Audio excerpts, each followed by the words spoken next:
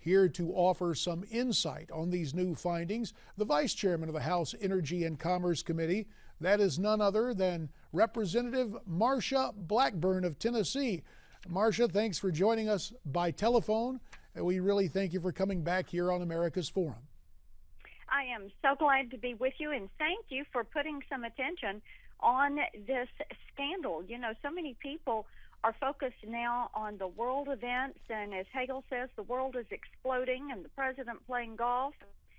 They forget, oh yes, the House does have these investigations going on with HHS and CMS and the IRS, and figuring out exactly what has transpired with this administration around the Obamacare rollout and what is it they were trying to accomplish. Why are they not being forthcoming about their end goals? And what are they trying to hide? As you said, it's as simple as that. What are they trying to cover up? So, Marsha, as you and the committee have taken a look at this, what are some of the major findings you can share with us right now? Well, what we have found out is that by October 5th, they were fully aware that they had a debacle on their hands. And they knew that this was not going to work. So they were trying to figure out how they were going to get this information that they were taking manually and get it online and get people registered online.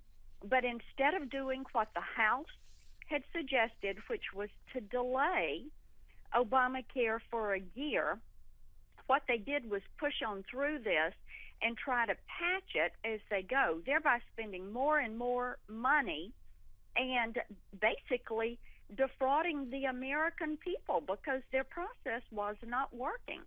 It wasn't set up to work, and the thing is, they knew it.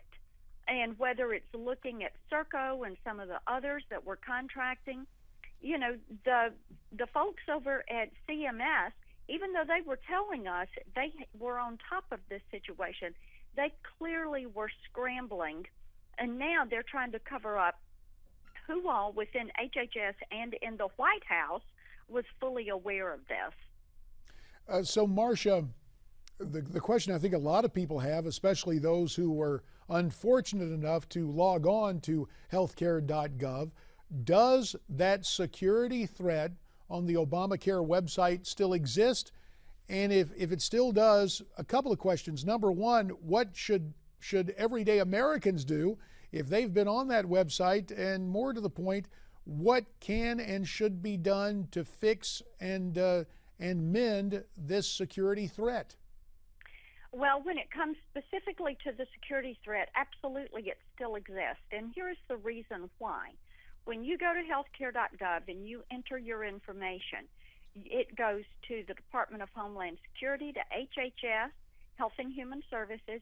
It also goes to the IRS.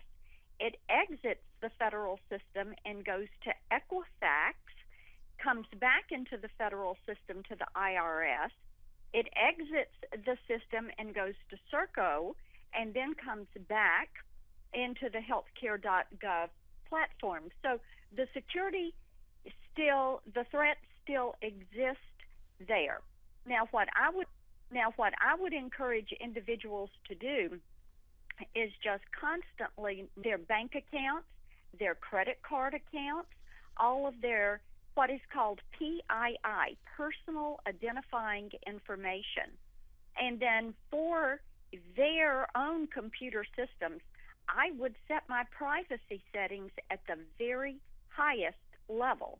And if they're not certain how to make those settings, they should contact their ISP, their internet service provider, and go through the prompts with that online service to be sure that they are escalating their filters to the highest possible level and cutting out a lot of this spam. See what happens, you get into when you have a data breach that occurs with either a federal or a commercial site, and of course some of our healthcare providers and insurance companies are seeing breaches. We have cyber attacks that are conducted on our systems thousands of times a day.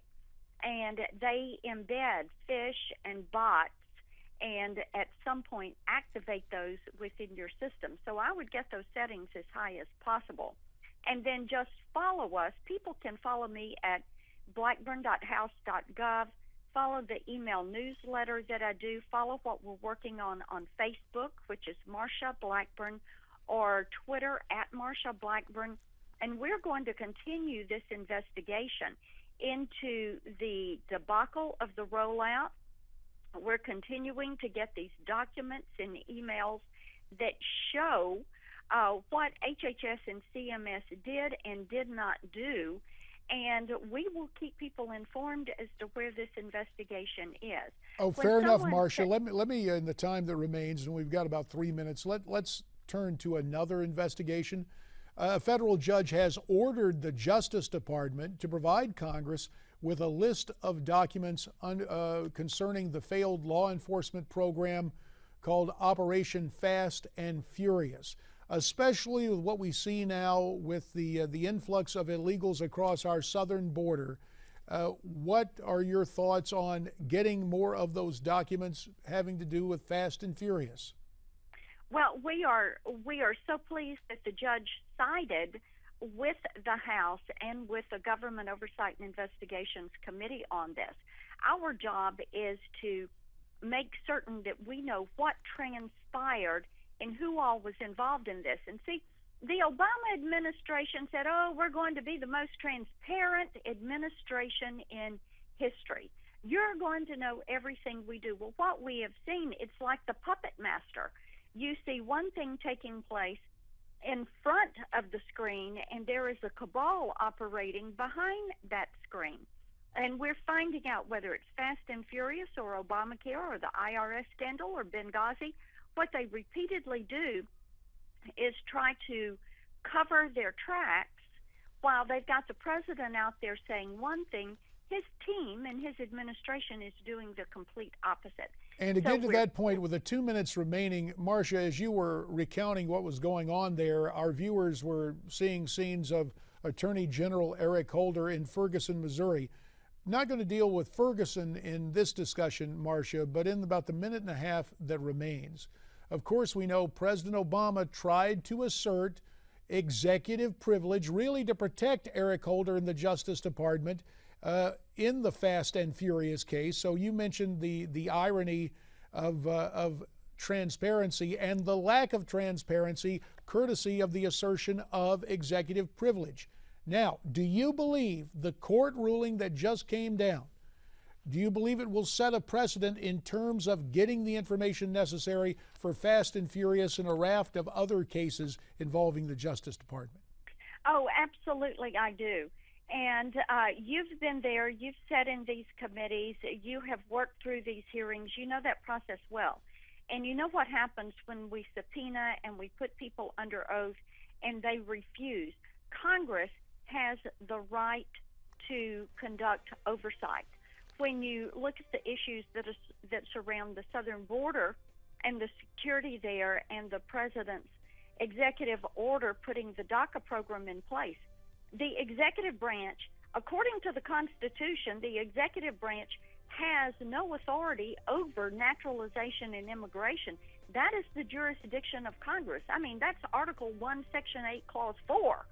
And the president is to implement the law as passed by Congress. So this constitutional scholar needs to get his books back out and look at that. And on that note, Marsha Blackburn, we will have to leave it right there.